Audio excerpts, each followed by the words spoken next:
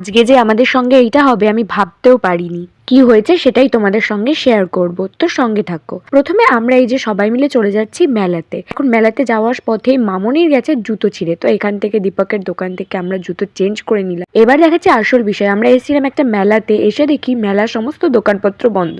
আসলে মেলাটা শুরু হওয়ার কথা ছিল দুদিন পরে, আমরা দুদিন আগেই চলে গেছি। তো ভাবলাম এখানে একটা রাজা লক্ষণ সেনের তৈরি করা মন্দির আছে, অনেক পুরনো এবং জাগ্রত, সেটাই দেখে আসি। এসে দেখি ও মা, এই গেটেরও দরজা বন্ধ, এটাও বন্ধ রয়েছে। তো চারপাশ থেকে ঘুরে আমরা বাড়ি চলে আসছিলাম। এবার বোঝো কাণ্ড, আমাদের সঙ্গে যে এরকম ঘটনা হবে আমরা তো কেউ কল্পনাও করতে পারিনি।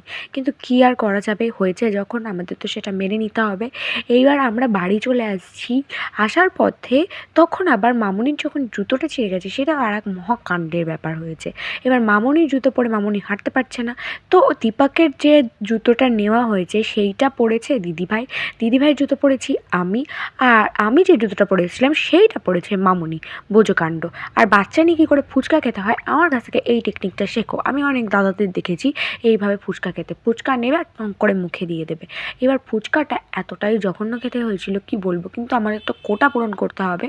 আমরা যেখানেই যাই 20 টাকার ফুচকা ছাড়া খাই না, তো আমরা 20 টাকার ফুচকা খেয়ে এসেছি। জলটা তো জঘন্য ছিল আর খেতেও একদম বাজে ছিল। প্রথম কথা তো মুডটা বিগড়ে আছে যে মেলাতে আসলাম, কিছু করতেও পারলাম না, ঘুরতেও পারলাম না, আর তার উপরে এরকম একটা বাজে ফুচকা, মানে এত ব্যাড এক্সপিরিয়েন্স কি বলবো।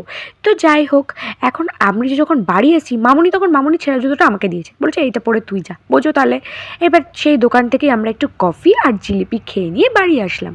তো বাই।